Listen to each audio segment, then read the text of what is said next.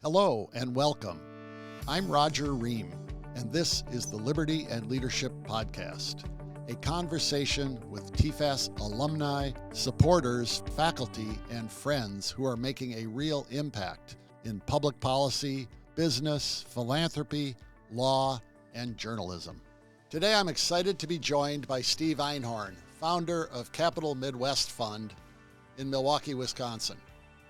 Steve and his wife Nancy have supported TFAS for nearly 20 years. He is the author of several books, the latest, Climate Change, What They Rarely Teach in College. That book will be the subject of much of our conversation today. Steve has been named one of Wisconsin's most influential business leaders. He's accomplished that after shifting careers from paint chemist to merger and acquisition consultant to venture capitalist.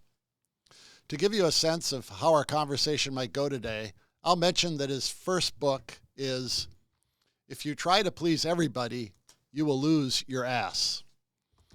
Jokes and reflections on life and business. Steve, thank you so much for joining me. Well, it's a pleasure to be here. And I'm looking forward to speaking to you about this book. But the joke book is actually much more fun, guys. Well, you have some of your wit is in the climate change book as well, so Nice. I give you credit for that. You've taken what I say is you've written a readable book on a very hot topic. Pardon the pun there, which is climate change. Your book is full of data, empirical and historical. It's full of science, but it's organized in a very reader-friendly manner. Anyone can, I think, read this book. Any educated person. You don't need a science degree. It even includes your wonderful wit, as I said. So let me begin with one simple question to start us off, given your background. What inspired you to write this book? Why a book on climate change? About a half dozen years ago, I sponsored a debate at Cornell on climate change because it was one of the topics that was hush-hush, you couldn't really talk about. And we couldn't get anyone to debate on the side of there's not a problem. And all of the professors took the position, well, there's a major problem. So when I thought about it, I said, okay, I'm going to look into this. And so I started to look into the different issues. That would be, how are the polar bears doing, forest fires, hurricanes. And every time I looked into an issue, what I found was that there was no justification for the other side, or very, very minimal justification for what everybody's being told. Now, I read a few of the books, and what I learned is the science, it was very complicated and difficult, and there was jargon, scientific jargon. So I decided there was a need for just a simple book which provided the scientific information, and most of the information comes from the U.S. government, and eliminates the jargon. That's kind of pleasant to read and just not too complicated there. So that's what I tried to write. Well, and you succeeded, and I didn't mention when I introduced you that you do have a science background, and that you're a graduate of Cornell, as is your wife, so it was appropriate that you sponsored this debate at Cornell. Well, let's tackle some of the issues that you address in your book. What's your assessment of the risks of global warming? Should we be concerned, and does the problem require a drastic policy response? Well, actually, we've had a drastic policy response to a non-issue. What do you do when there's no problem and you spend a lot of money trying to solve a non-problem? I think that we really have to start with the last week, because during the last week, every one of us has been told we've had the warmest days ever. Wow. Isn't this proof that there is climate change and global warming is really something we should be worried and scared about? Okay. But here's what's really happened. And I know this because I've studied this for several years. It took me 2 years to write the book, and I've been following the science pretty carefully. If you're listening to this, you probably don't even know what the warmest year was during your lifetime. Now, if global warming is a major problem, why don't you know? You don't know because no one will tell you. I'll tell you. The warmest year was 2016. That was the warmest year. That's 7 years ago. No one will tell you that because it will make you realize, guess what? The last 6 years have been cooler. Well, if the last 6 years have been cooler and 2016 was the warmest year, how much should a person worry about global warming? Just you think about that. Now, let's talk about the last week. I don't know how anyone could have escaped, if they're reading anything, that we had the warmest days ever. But here's something that they didn't tell you. We knew last year, those of us that were following the science, that this was going to be a warm year. How do we know? We know because this was an El Nino year. El Nino goes up and down. El Nino actually is something that starts in the Pacific Ocean. The Pacific Ocean warms, and then it goes around the world, and before you know it, it can be warm, or El Nino can have a cool year. And the same thing happens, except now it's a cool year.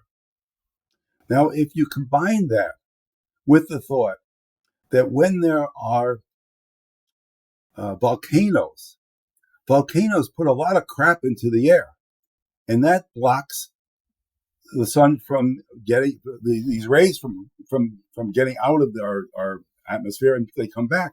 And that also causes warmth.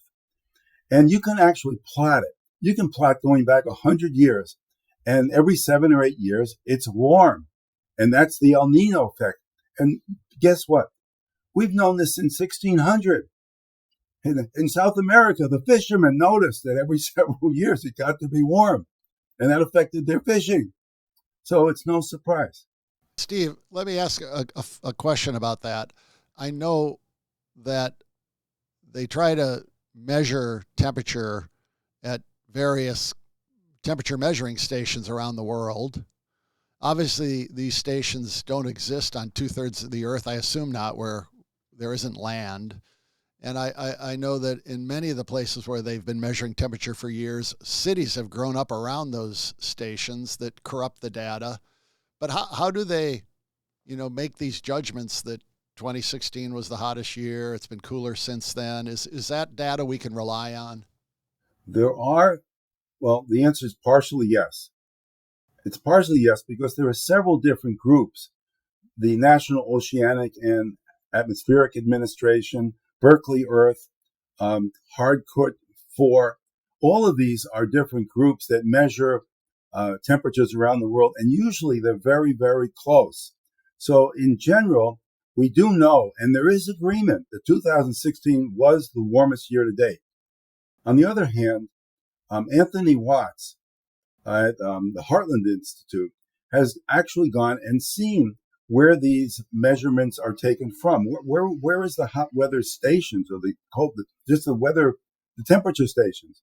And what he's found is they're corrupted. And the reason that they're corrupted is because they're not supposed to be too close to concrete, too close to buildings, because they tend to be a degree or two higher. But over 90% are corrupted. So whatever we're getting are higher temperatures than are really there. So that's what I mean. The answer is partially yes and partially no. Is there any consensus on what is the ideal temperature of the Earth, and what deviation is something that should concern us? I'm old enough to remember talk of a coming ice age. Wasn't that many years ago.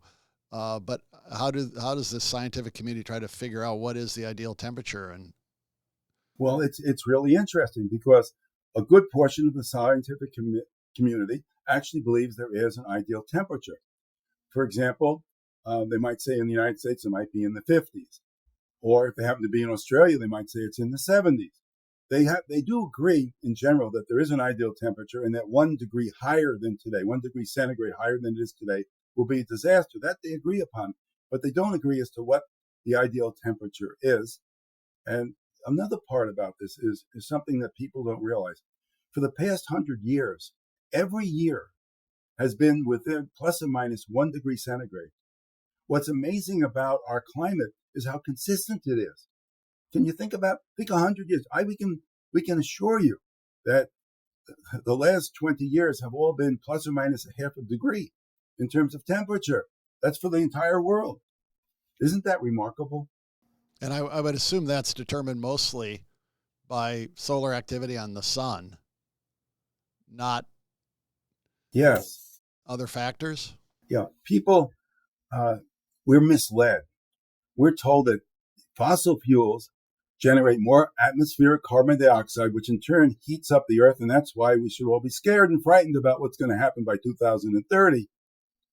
But actually, and we know this, there are university professors, Sherab Naviv, over at the Hebrew University in Jerusalem. He's done calculations, and 98% of all heat, radiant heat, and it's measured in watts per square meter.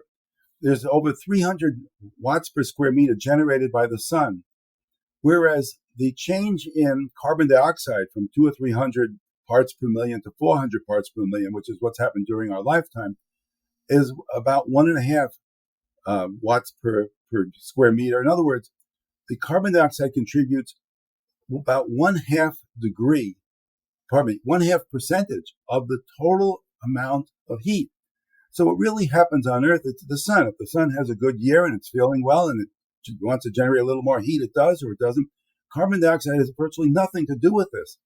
And you can prove that by just following what's happened on the heat on Earth, because the heat on Earth has gone, we've had 30 years from 2044 to 2076 where it went cooler. And then the last 6 years have been cooler than 2016. And you can plot, and there's virtually no correlation between carbon dioxide and heat. The most important example is we actually did an experiment. The human race did an experiment, and it was just a few years ago. That was 2020. And the experiment we did is we shut down many businesses, shut down the universities, stopped flying planes, and stopped driving because of the COVID-19. So what happened actually, if you think about it, they're predicting that if you have less carbon dioxide grown, you're going to have a cold year. But it turns out that 2020, which was the COVID year, was the second warmest year. Now, what happened in 2021? Exactly the opposite. The planes started to fly and everything else went back to normal. We used much more fossil fuels, generated more carbon dioxide, and we had a cooler year. There's no connection between the two. So I'm just bringing out that this carbon dioxide atmosphere issue as far as generating warmth or heat on Earth is just not accurate. Well, in your book, which by the way is available to anyone listening to this at your website, climatechangeus.com, climatechangeus.com, you can order the book there through Amazon, and I recommend it. But you tackle the various issues that some argue are going to be the result of CO2 emissions warming our climate. If we could talk about some of those you address in your book. One is the extinction of a variety of species. Most notably, we hear about the polar bears, the beautiful, lovable polar bears. Is there a worry about extinctions if we don't take action immediately? The biggest worry about polar bears, which is significant, is that if you don't contribute to these alarmist climate people, they're not going to have enough money. That is the biggest problem with polar bears. Actually, polar bears were headed for extinction, and that was before 1973. And the reason they were headed for extinction is that they kept getting shot.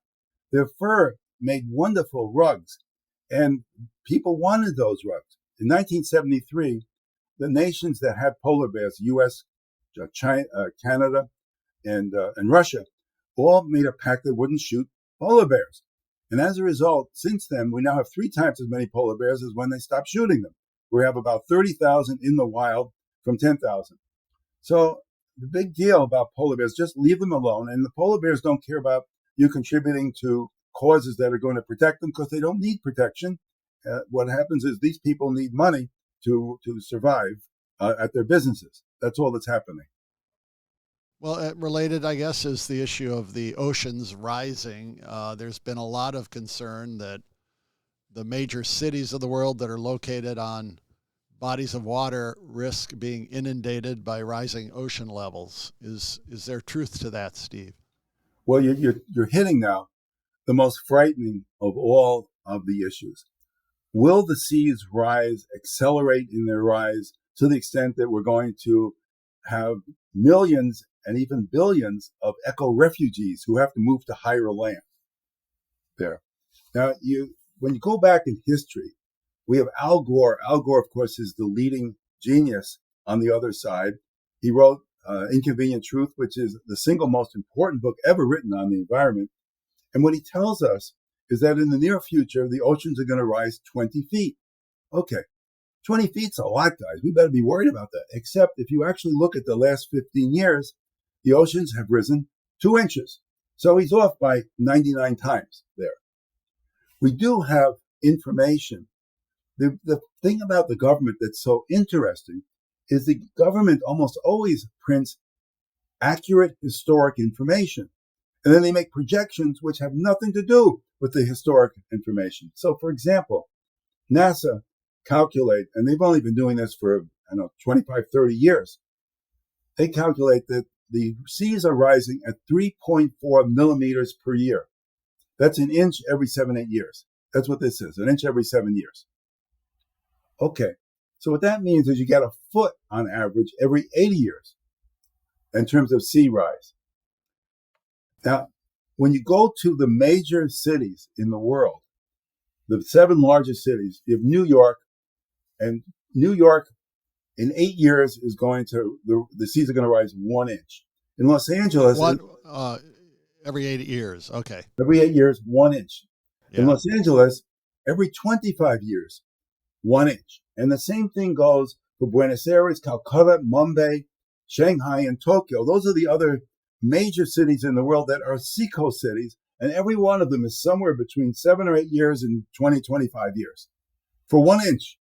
Is the differential is the Pacific rising at a different rate than the Atlantic? Is that why LA is different from New York? I haven't studied the difference in the oceans, but there really is quite a change. In fact, Stockholm, the seas actually decrease in height there. Yeah. So there's nothing here to worry about. But here's the problem, and this is a major problem. All of our actions seem to be based upon the Paris Agreement. The Deficit Reduction Act, which passed $400 billion, but actually, according to Goldman Sachs, it's going to cost us $1.2 trillion. That was based on the Paris Agreement. And the Paris Agreement is based upon the UN IPCC. Now, the UN IPCC has told us that since 1900, the seas have risen 3 times. They've accelerated 3 times, so that they were maybe 1 millimeter, 1.3 millimeters a year in 1900, and now they're 3.7, and they're going to multiply 3 times. This isn't just an increase, an ordinary increase every year, which is what's happened in the real world. This is an accelerated increase there. Well, none of this has happened. I spoke to someone from the UN who specializes on this sea level rise, and I asked her, could she name one place in the world where this happened? And she said no. She couldn't. She'd get back to me next month with where it's going to has risen 3 times, which of course don't hold your breath. Yeah, it hasn't happened there. If the seas rise, as you said, at about 7 inches every 80 years, that seems like a non-problem in that, beachfront property is replaced every 80 years. Houses are torn down and rebuilt every 80 to 100 years. And you can adjust for a 7-inch rise pretty efficiently or very economically. But why is there this concern that's expressed so much about this oceans rising if what you're telling me is that it's a very, very slow process and not something to worry about? Why are they pushing this agenda that we're going to be inundated? Is it bad science? Is it something else at play? Well, it has to do to some extent with how they play with words. They don't use words properly. For example, Hurricane Ida is proof that climate change is here and we've got a major problem with hurricanes. But of course, that is just not accurate.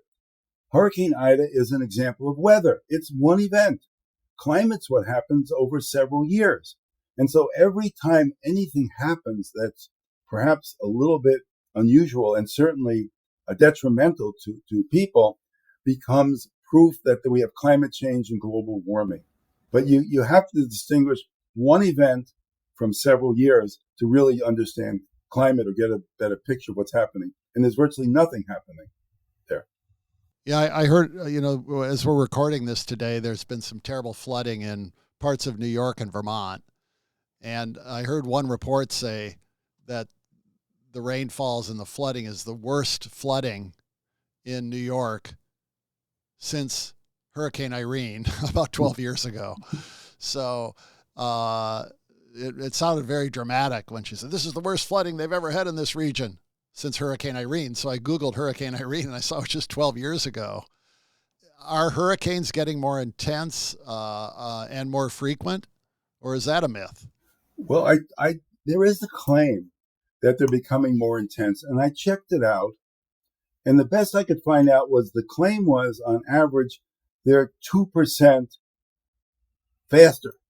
What that means is that a Category 4 hurricane that's going 130 miles an hour, they claim is going 134 miles an hour. But that's not really a very major difference. In fact, it's within the margin of error, and maybe nothing is happening. As far as the amount of hurricanes, they don't talk about it because they know there are not more hurricanes now than the past 100 years. They're almost exactly the same, almost not year to year, but over a period of years.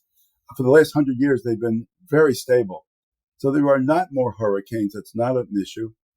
And with tornadoes, there have been fewer tornadoes over the past few years. Maybe there's been one year here where there's been a little bit more, but basically there's been no increase in tornadoes either. So this is just talk that isn't supported by scientific facts. These are measured, by the way, by the government, the National Oceanic and Atmospheric Administration. So we have a very clear picture of what's there. And another subject, which I think you do cover in your book, is the frequency of droughts and impact of droughts. Is there been an increase in the frequency of droughts? No, we have just as much dry land as wetlands, although there's a little bit more wetlands now than there have been 25 years ago. We've had a little bit more rain, but once again, this has very little, if anything, to do with the claim of global warming or carbon dioxide in the atmosphere. Steve, if we take the actions advocated by the people you describe in your book as the activists, the people that think we need to take immediate action to address CO2 emissions and combat climate change, what's the impact of a decision to dramatically reduce the use of fossil fuels, which I know play a very important part in our economy today still, even as we build windmills and put in solar panels and try to force people into electric cars? It's a really interesting question about fossil fuels, because on the one hand, the best records I've heard is we only have a couple hundred years left of fossil fuels. So there really is an advantage not to use as much as possible. But the way to do it is really through technology.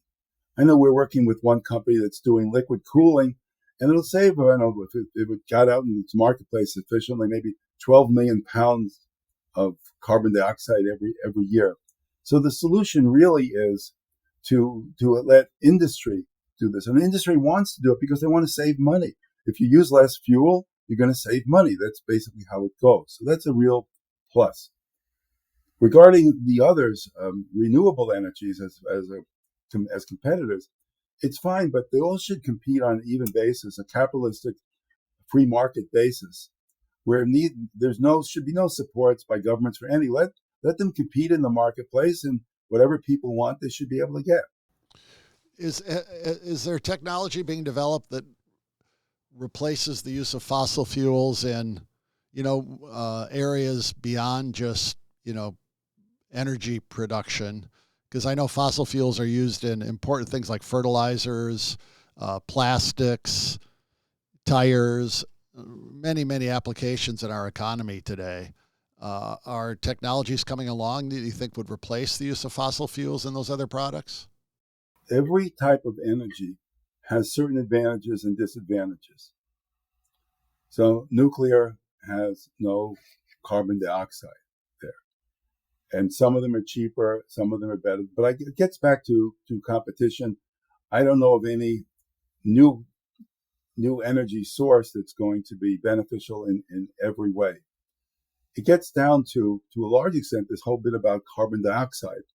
And the question is it good or bad? Well, the Supreme Court has ruled that carbon dioxide is actually a pollutant, which is remarkable because the plants, there would be no plants if there was no carbon dioxide, and there'd be no humans because the plants are generating oxygen, as you know, through photosynthesis. That's what they do. The petals close and they won't be able to generate oxygen. They don't generate oxygen, we're not going to be breathing a lot. So I don't know if I answered the question, Roger, but that's my understanding of how to. Yeah, I mean, I think too many people think of, we can go to electric cars, we can use solar panels and windmills and reduce our use of fossil fuels. But fossil fuels have so many other uses in our economy. And they're used, and I don't think you can use a windmill or a solar panel to make a tire, Yeah. or to make beauty products, fertilizers, paint, so many things, our clothes. So much of what we wear is made out of fossil fuels. Yes, and you can't make a soda with bubbles unless you have carbon dioxide. So it can't be too much of a pollutant there, unless you like your Coke flat. Yeah, so I imagine the effort to reduce the CO2 emissions comes with a tremendous price tag and a lower standard of living for everyone on this planet if we force the reduction in CO2 emissions. What they want, the problem is control. A lot of, if you may or may not believe in global warming and climate change, but if you want to control other people, there's no better way than to say you're going to control carbon dioxide, because that's basically what you're doing. If you say we can't use fossil fuels, you're really saying we don't want atmospheric carbon dioxide. But if that's the case, then that means that they're going to tell us what type of meats we should eat, what type of utensils we should have, how we're going to heat our buildings, how we're going to drive, fly, move in any way. You can control human life tremendously. And if you tend to have more, I'll say, socialistic methods, beliefs where the government can actually make better decisions than individual people, then there's nothing better than attacking carbon dioxide to get your way.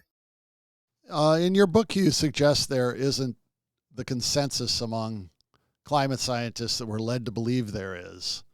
What evidence do you have that, there are people in the climate community that disagree with the work of the UN, IPCC, or other groups? I'd like you to address that because I think that's an important point about this idea of whether there's this consensus or not. There was a group a dozen years ago called the Oregon Group, and there were 31,000 scientists who all agreed that human activity is not causing serious problems with climate change or global warming. Just not happening. So you have the number of people who there, but they're silenced. The people who believe it, and of course there's the Heartland Institute, there's the CO2 group, there's Climate Depot. There are dozens of groups that would side with what we're talking about, namely that there's no problem. So that exists. The problem is that you have almost a monopoly, and the monopoly is by the government, universities, and the media. You take those three, you can't get the other side. I've been trying to have a debate at a university on climate change. No one will debate because it's settled science, it's disinformation, and I'm a climate denier. And that's how it is. So there's no debate on college. There's no way of getting the information out, what we're talking about. And I think that addresses why people believe there's a consensus. And of course, consensus has nothing to do with science. As Right. As it said, if it's consensus, it's not science. If it's science, it's not consensus. It either is or it isn't there. You don't vote on that. You don't vote on carbon dioxide. It either does it or does something or doesn't. Well, at the outset of your book, you describe kind of the climate science community is divided between what you call the activists and the realists. Activists are those you suggest are wanting immediate action to do something about climate and about CO2 emissions. And you grant, which is probably a good approach strategically, that they're both acting in good faith.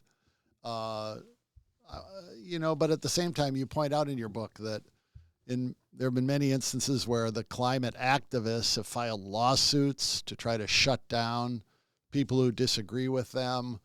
They've tried to intimidate and cancel the climate realists, the climate skeptics.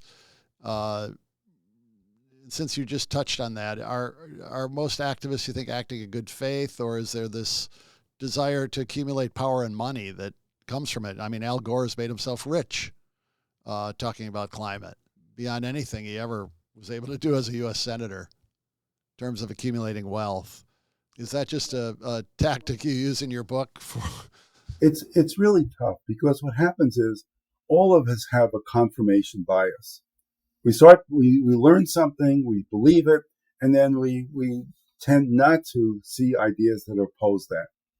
And this is a major problem for the activists. There are other major problems that are equally, maybe even more important. One has to do with money. Whether you believe in global warming and climate change or not, if you're rich, there has never, ever been a policy that has made rich people richer than climate change. It's never happened. We've had $4 trillion of money spent on climate change and global warming. And a poor person has never, ever bought a Tesla for $66,000.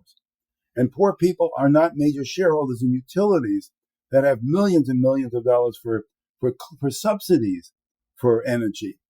So this is actually a tremendous way to transfer money from the poor to the rich. Al Gore, who was of modest means, is now one of the wealthiest people in the country. And he thinks we need another $4 trillion, but he's been wrong on everything that he's promoted in terms of what's actually happened.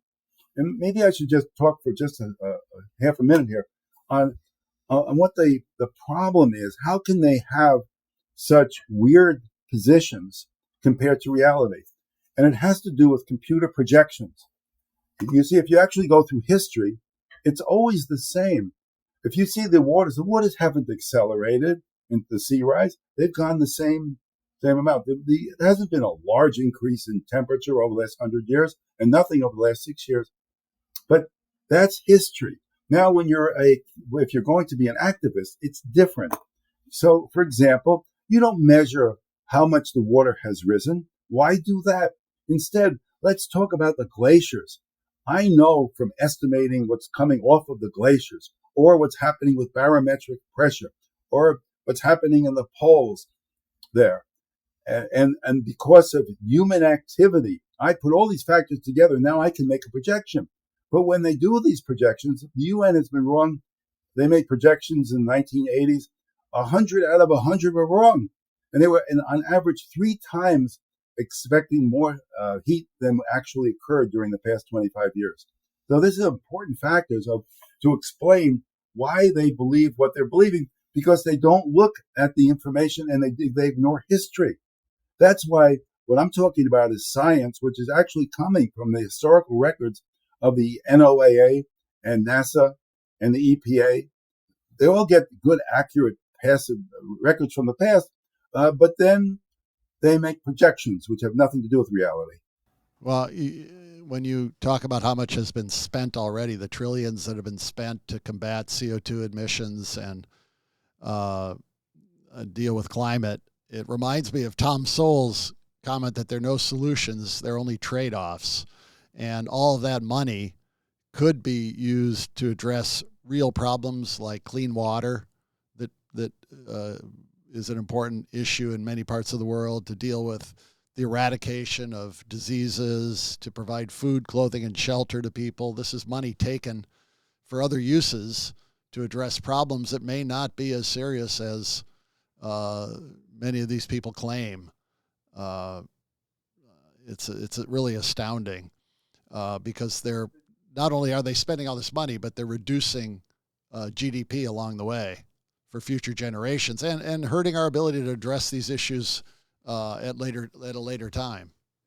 I think you've hit it, maybe indirectly, but you have hit it. That it's not only that it's $4 trillion, it's the government spending $4 trillion. Governments just don't have the ability to handle this efficiently. If that $4 trillion were in the hands of people, we'd have a much better civilization. People would be healthier. They'd be wealthier. They'd be living longer. Oh, that's another thing. When you go over this UN stuff and all of these activists, what they're telling us is we're going to be poorer. We're going to have less education. We're going to be less healthy. We're going to live shorter lives.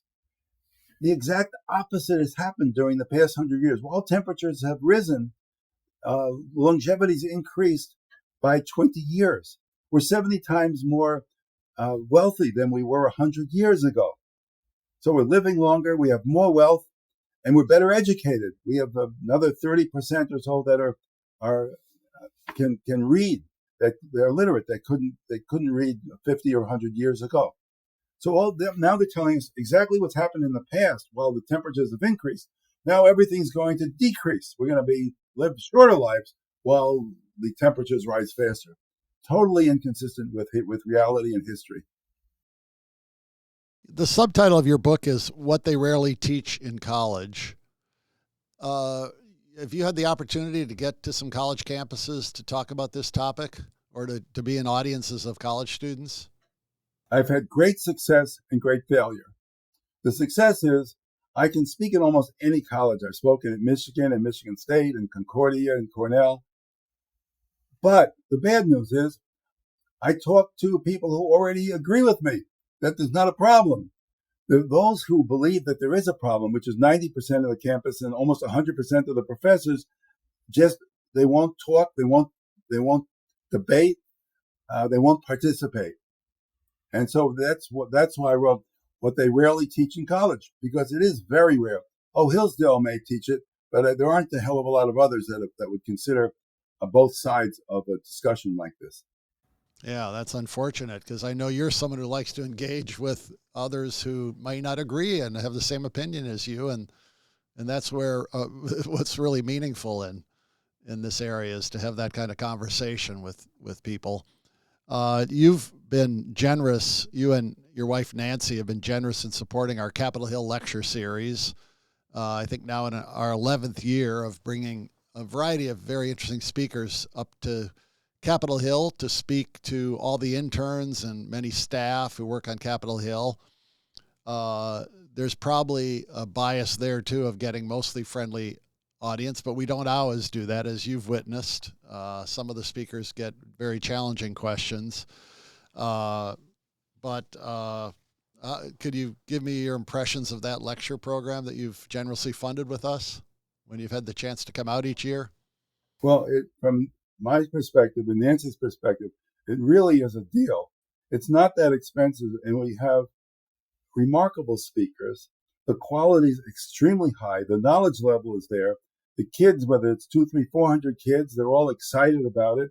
And so we feel we're getting really quite a bargain for the contribution that we're making.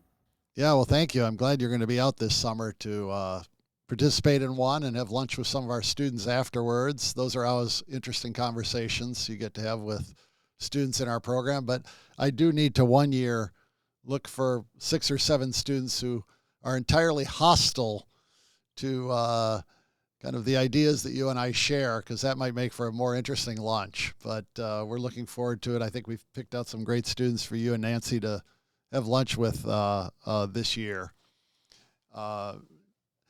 You did go to Cornell, you mentioned, your alma mater, to speak. And even there, do you get picketed, or does the other side just ignore you?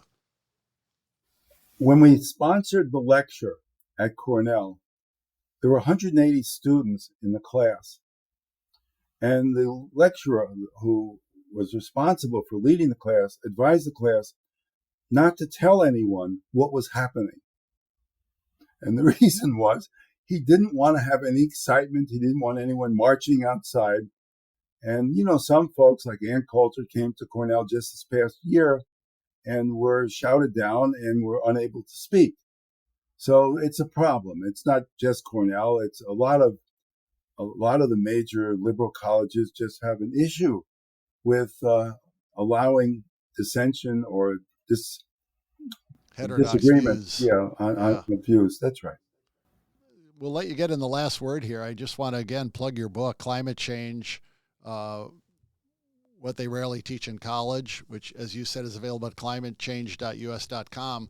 We haven't covered everything in the book. It's very well organized. You have a chapter on someone who's, I guess, even surpassed Al Gore in promoting dramatic action, Greta Thunberg, who you cover in a chapter in here. You've got chapters on, but what I really liked when I got to the end of your book, Steve, is you write an apology for each side in this debate. For the climate realist, who is, say we go 100 years from now, and turns out he was wrong, that we should have taken action much earlier and more dramatically to address climate and address CO2 emissions. What would that person tell people 100 years from now? And then you wrote an apology from the activists, apologizing that we spent the trillions and trillions of dollars we did and reduced our standard of living for a problem that didn't exist. I don't know if you want to touch on that, but I thought that was a very fitting way to conclude your book. And if you don't want to touch on it, we can just tell people to buy the book if they want to read it. The point I was trying to make is that it's just one that I think everyone knows. No one can be certain about the future at all. But if we're wrong, then the activist is wrong because they're projecting things from the future that never happened in the past. And if those who believe, as I do, that we study the history of what's happened and the science and the history of what's happened, and that doesn't happen in the future, that means that the past has changed and changed dramatically there. So the point was, and I'll repeat it, that the future, we don't know about the future, but we do know that the odds are really high that the future is going to be very similar to the past because the Earth has had amazingly consistent weather, or I should say climate, for the past 100, 150 years, and there's no reason to believe that we should be worried. I'm glad you mentioned Greta Thunberg, too, because her position basically is, if you don't do what I say, I will never forgive you. This is psychiatric child stuff that needs help. What's she talking about? We're talking about science, and she's wrong about everything that she promotes because it's all emotional and it's based upon these fictions that are generated about the future. Yeah, well, there's a tremendous amount of hubris that certainly affects this whole topic, and not just with her. But I appreciate you joining me today to talk about your book. It's been my pleasure.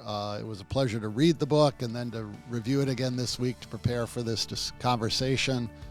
You've done a great service. For people, again, who want to get the book, it's at climatechangeus.com. And then, as I said, it's full of some interesting charts and graphs that are easy to review. It's written in a very readable style, thanks, I think, to Steve's wife, Nancy, who edited it. And Steve injects his great wit throughout as well to carry a reader through the book. So thank you very much, Steve. I appreciate you joining me. It's been a pleasure. Well, thank you. It's been my pleasure too, Roger. Thank you. Thank you for listening to the Liberty and Leadership Podcast. Please don't forget to subscribe, download, like, or share the show on Apple, Spotify, or YouTube, or wherever you listen to your podcasts. If you like this episode, I ask you to rate and review it. And if you have a comment or question for the show, please drop us an email at podcast@tfas.org. The Liberty and Leadership Podcast is produced at K Global Studios in Washington, D.C. I'm your host, Roger Ream, and until next time, Show courage in things large and small.